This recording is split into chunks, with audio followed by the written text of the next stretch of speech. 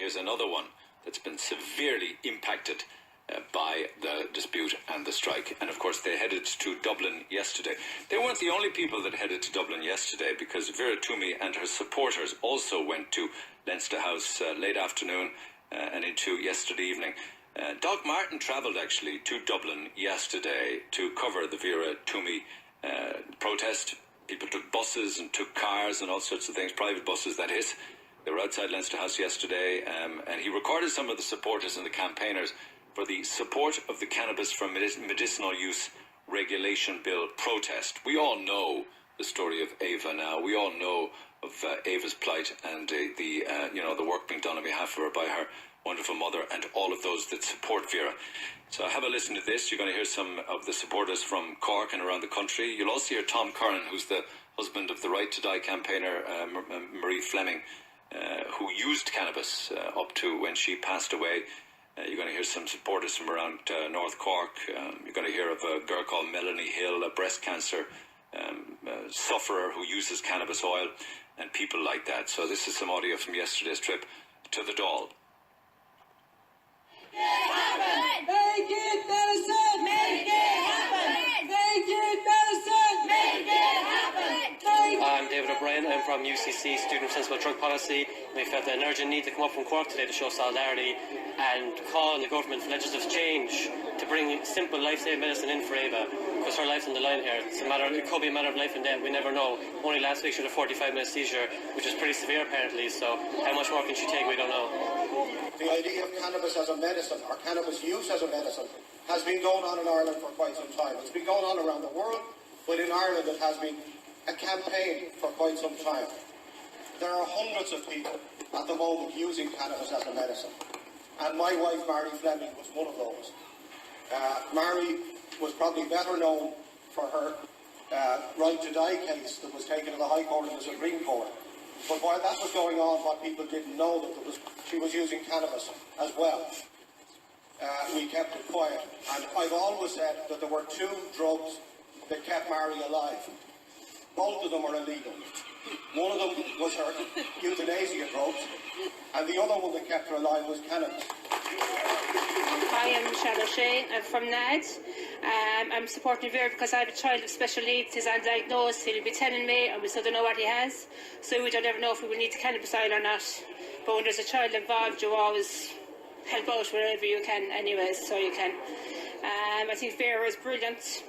She's an advocate for all us parents with special needs.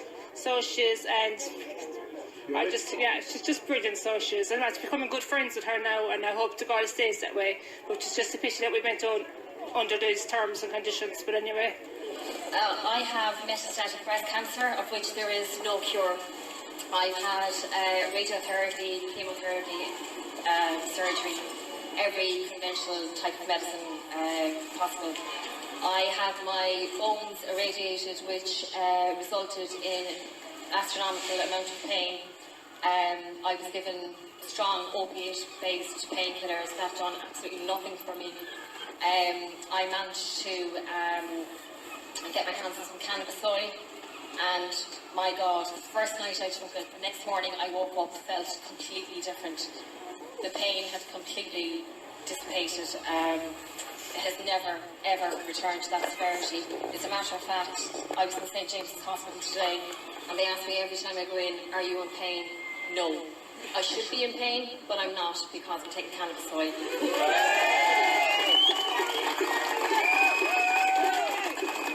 James Sullivan from Macroom. There's something very, very badly wrong here. There's something completely wrong with the situation that Vera finds herself in, with what she's been promised and what she's been told, what she's been guaranteed is coming down the tracks, and then to have the door slammed completely in her face over and over and over again. That's not the country I want to live in. That's not the country. These aren't the people that should be in charge of this place. Gee lads, thanks for coming, all of you. I was out earlier on before the massive crowd landed on that's here now, and the reason I wasn't out here is because I was hunting for my new man, Simon Harris, but I couldn't find him.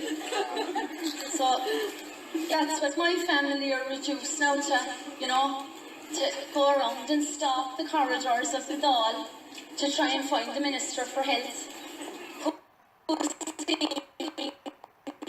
according to other people, seemed to be taking his lunch to his room because we were around the place. Do you know what? It's really, really hard to be so disrespected over and over again when you're looking for something that people over in Germany can give their children, that people over in Holland can issue to their children safely. When you hear the government minister coming out saying that, you know, there could be risks, there could be possible side effects. The only possible side effect is a release from seizures and a release from pain, a release from spasms, and a chance to live your life. And that's all we are looking for. And we just have to keep fighting because they don't want this to happen. But we have to continue, and we have to make these people see that legislation is the way forward. It's the way forward in other countries, and it has to be the way forward in this country as well. The next thing is to continue. The next thing is to keep going so that we can gain access to the medication that we need for our children. The next thing is to continue to stay united on this point that we are doing this for our children, for our families, and for their future. And we need to stay at this very, very difficult task that we have ahead of us, because the resistance that we're experiencing is phenomenal. We have to continue. There's going to be some meetings held, formal meetings within the Dáil that Gino Kenny is attending, I suppose, on our behalf, really. You know, we'll see. We'll see how he gets on, and we'll see what the next hurdle will be. And when the next hurdle comes, we'll overcome that hurdle too. A family that know no rest, every moment rife with stress. The only future they desire, a normal life chilled by the fire. Legalize, legalize, no broken promises, no lies. Legalize, legalize, don't mess with people's lives. Legalize, legalize, no broken promises, no lies. Legalize, legalize, see Ava safe and see her smile.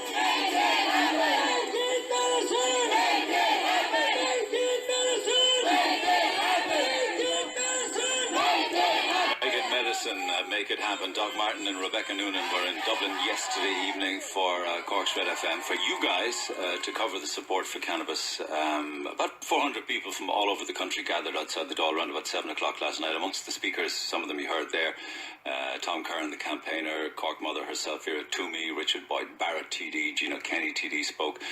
And Cork RED FM broadcast the protest live on Facebook last night. Huge reaction to that, so if you wish to get full coverage of it, all of the speakers are available to listen to in full on the Red FM Facebook page. I'm just giving you some of the edited pieces. There was one woman in it there, Melanie Hill, who has, I think she said, incurable breast cancer and has used all sorts of different opiates and prescription medication and painkillers to no luck, to no relief, but the cannabis oil has changed her life. I don't know whether she's on Charlotte's Web, because it wasn't apparent to me in that audio piece, or whether she's on cannabis oil with the TCH in it, or whether she is acquiring her own cannabis, because some people now are distilling their own cannabis oil. They're getting their own plant. They're Googling online as to how to get the oil from it, and they're self-medicating in that regard. So it could be any of those things. James was one of those who attended the protest last night. Found Vera Twomey, she is a very inspirational woman, so you're right in saying that, James. Good morning. Good morning, Neil. Okay, where did you travel from? Cork? From Macroom. I got an awful land last night. Why? I'm a very lucky person. My family's generally healthy, but if I have a headache or if I have a toothache, I can walk into Matt Murphy's in Macroom and they've got a line of stuff, or into Boots or into any chemist shop, but they have a line of stuff inside there and it'll work for me. But Vera's daughter, Ava, is 7 years old, and there's nothing left for them. They've tried all the stuff that that the doctors have prescribed, that's available over the counter, that's available legally, and it doesn't work. There's nothing left. That child had a 45-minute seizure. It doesn't bear thinking about, and the treatment that family has got by us, by us, by me, by you, by everybody else that's out there, by us not standing up and saying to, in particular, the people in power in this country, that this is not acceptable in 2017, that a woman should have to walk to leave her family. And I drove up yesterday, and it's a handy spin, in fairness, Neil. She walked it, and they promised her the sun, moon and the stars to get her out of the place and get her away and quieten her down. You know, there was a legislative change that allows for the use of this full-strength TCH cannabis oil for certain conditions. Amongst them is the epilepsy issue that her daughter suffers from. So there was a change. The oil is available, but you've got to get a pediatric neurologist to oversee the dosage and the treatment, right? Apparently not. Apparently, that's the bit I really do not. And I'm really struggling with this. I cannot understand how the doors that are being closed or the hoops that are being put in front. Every time something is said, I've asked her about this, and I've said, okay, Vera, they've told you that they've announced there's a new press release. The Minister for Health, Evan Harrods, put a new press release out yesterday evening on about a pivotal change in the legislation that had happened. And she said, well, no, that's not true. And they won't debate her. They won't sit and meet her because she tears them asunder limb from limb because she said, sorry, no, you're telling lies there. That's not true. That's not true. This isn't correct. You've told me I can do this, but this can't happen. All this woman, she doesn't want to be up in Dublin or doesn't want to be around the place campaigning for this. All she wants is medicine for her daughter. And up to yesterday evening, I was there saying, okay, it's only for her daughter. Jesus, Neil, the amount of people that were coming up to her saying, my brother, my father, my dad, I know, it's much bigger than her, yeah. It is unbelievable, the depth of pain that people are... So that was the land now in fairness to you, you were there now, I wasn't, so that was the land that you got. All of the other people whose lives or the lives of the loved ones in pain, or seizure, or combinations of all of that, would be vastly improved overnight. I don't know, but what I do know, Neil, is that... You met them. At the moment, they have nothing. The girl with the incurable... I saw a girl with fibromyalgia stand up there and say, there's nothing for me, there is no cure. If it was you, if you had a sore finger tomorrow morning, you can go and you can get something that'll help you. Within reason, it'll relieve your pain. But wouldn't I look at... Would I not start a GoFundMe page, get money together, or if I had to use the money to go and move to Canada for 3 months, to get the treatment kicked off there, to get it signed up with a neurologist, get all the paperwork and all the ducks in the row, and then come home and continue the treatment at home? Why? Wouldn't I do that? Why not? Well, going back to Vera's case. She says, no, in fairness, she says Ava can't travel. Yeah, that child is too ill to travel. And it is absolute codology to be expecting... I think it's 3 younger kids. For them to up and leave... Tomorrow morning, you do it, Neil. No, I'm not saying that I could do it, I'm saying... Drop what you're doing. Drop what you're doing right now. Yeah. And off you go. Yeah, and you're right. Go for a year or maybe 2 years. Well, and this might or mightn't work. And maybe leave. What struck me more even last night than the underhandedness that's going on was the amount of people that were out there that are kind of going, I'm in a corner. Thanks for standing up. She couldn't get anywhere. She couldn't walk anywhere. She couldn't sit down and have a cup of tea. With the amount of people that were coming up and saying, keep going, keep fighting. And that's what struck me more than anything else. That and the barefaced lies that we're being... I've never been a person to go and stand at protest shouting or doing this kind of thing. And it felt really uncomfortable to be there in some ends of it, because there's a political end of it that I don't want any part of. And there were a lot of people like me that were there, but they've stood back and said, enough is enough. Work needs to be done here properly. They can't come on and tell you, Neil, we've done this or we've legislated for this. They haven't. Because if they had legislated, if the legislation had been changed, Vera Twomey and the other Vera Twomeys that were out there would be capable of accessing the medicinal cannabis for their children, for their parents, for their uncles, for their aunts, and for the people. But it's the cover up, and it's the attempt for everybody to run for cover. There were a number of TDs that were there last night. Andreas Moynihan, the local TDs, the Cork TDs. Michael Collins got up and spoke. If there's an edited piece, it was actually quite appropriate with some of Michael's comments. There was there Michael Healy-Ray. From what I can gather, a lot of the TDs have come out and said yes, we're behind, but they won't stand up. And they need to stand up and be counted because these people have nowhere else to go. Okay, let me talk. Thank you for that, James. I'm obliged to you. Thank you for that. No problem, Neil. Thank you. Sorry, Neil, before you go. Yeah. The one thing, the one thing that people can do, because there's a lot of people who said I would want to go and I couldn't go because of the bus strike and I couldn't do because of this. If people do contact their local TD, have a look at there's a Hope for Ava Facebook page and the Red FM page from last night. Covering it that was there. Please contact your local TD. Ask them, what are you doing about this? Because some of them even in the Cork Southwest constituency, I saw the Fine Gael TD, Mr. Daly, on Mr. Brown when he was interviewed, and he pretended to know nothing about it. And if it was one of his children or any other child that was sick that he knew about, I guarantee you, those people would be the first to stand up. They need to stand up now. Okay, appreciate that. Stay listening, though. I want to talk to Councillor Thomas Maloney. He's an independent councillor on Cork City Council. There was a motion before Council on Monday night, which I should use the term extraordinarily was passed unanimously, and it's for Cork City Council to fund the training of consultants to prescribe the medicinal cannabis. Am I getting that right, Thomas Maloney? That's right, Neil. What we call on is for, first of all, the legalisation of medicinal cannabis and for the families to receive the support that they need and the medical support. And that's why we also put on the motion that the consultants would receive any funding and any training that they needed to provide the administration, the monitoring and any advice to people for the medical use of cannabis. Okay, so Cork City Council will do what to that end? How will you make that happen? Well, what we're going to do after the motion being passed, Neil, is we're going to write to the Minister for Health, Simon Harris, and ask him to consider that Cork City Council have passed this motion and that we're calling on the government and we're calling on the Minister to actually put this in place and actually make this happen. Yes, but where will the funding to train the consultant to prescribe the medication to treat the patients with the medicinal cannabis oil come from?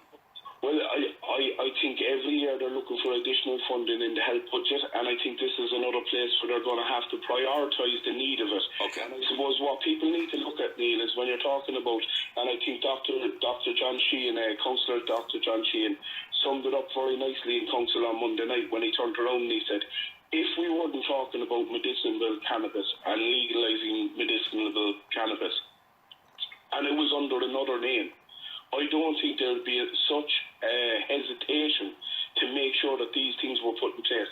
Everybody will be calling it a revelation because there's a new drug found that can support so many people and so many families with so many different ailments. And I think that's what we need to get past. We need to get past looking at it as being medicinal cannabis and look at it as being a new drug that is being found that's going to be able to support so many people. And the money would be found then to train the doctors and the nurses or anybody else. Well, it would be very much a tried and tested pill or potion that would be just administered. This is new ground. You do know that legislation has changed. It was passed last December, yes. I'm aware that for chemo patients, MS and epilepsy. So correct. The change has been made. That's correct, Neil. I think the change has been made, but I suppose I had this motion written up. It takes a period of time for the motion to come up, but also with the additional part of it around making sure that the funding was put in place for consultants to receive the training. My understanding is some consultants have actually said they would go and get the training themselves. Okay. I think it's 12 different countries have actually introduced legalising medicinal cannabis. So the training is out there, the research is done. The findings are there. It is probably for the Department of Health to dig a little bit deeper. Well, they could hire a couple of trained, ready-to-go consultants. They could just hire them from overseas. We're bringing in doctors and surgeons all of the time from overseas. Well, you hear training the trainers, bring them actually in and do a conference and train the medical people here. Okay. Send the people abroad, and that would be more financially viable, I would suspect, as well. Okay, so Cork City Council was unanimous, so that means there was nobody voted against it? Nobody voted against it, and a number of people spoke in favour of it, but everybody unanimously voted for it to pass. Okay, and you will now write to try and force the hand of Simon Harris to fund the training of consultants so that this can be across the line from central government funds. Correct. Okay, thank you for that. Much obliged. Councillor Thomas Maloney. We'll keep an eye on that and see what happens. Lines open at 1850 104 106. Back after the break. All right, fast call on this. Mary's on 3. Mary, good morning. Morning, Neil. Okay, you wanted to make a point regarding Vera Twomey. I do, and I want to make a point on the lack of coverage, actually, that she's got from RTE. And I reckon we're the biggest county in Ireland, and if we can all protest by simply switching to a different channel to listen to the news, we'd say go to TV3 at 5:30 rather than RTE at 6 o'clock, the same at 9 o'clock.